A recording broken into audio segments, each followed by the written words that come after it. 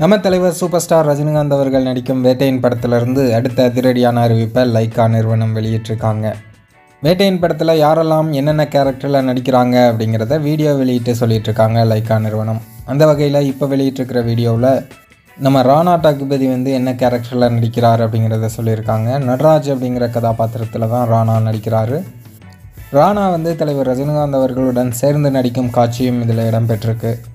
வேட்டையின் படத்தில் ராணா ஜாயின் பண்ண உடனே அவரை தலைவர் ஹக் பண்ணி வரவேற்றிருக்காங்க.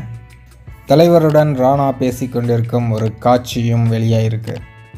வேட்டையின் படத்தில் தலைவரோட கதாபாத்திரத்தின் பெயர் என்ன அப்படிங்கிறத கமெண்ட்டில் சொல்லுங்கள். ஏன்னா இது ஏற்கனவே தலைவரோட போலீஸ் கெட்டப்பில் அந்த சட்டையில் எழுதியிருந்த பெயர் சோஷியல் மீடியாக்களில் வைரலாச்சு. அது என்னன்னு தெரிஞ்சவங்க கமெண்ட்டில் சொல்லுங்கள். விரைவில் தலைவரோட இந்த வேட்டையின் படத்தோட கேரக்டர் நேமையும் அனௌன்ஸ் பண்ணுவாங்க லைக்கா நிறுவனம்.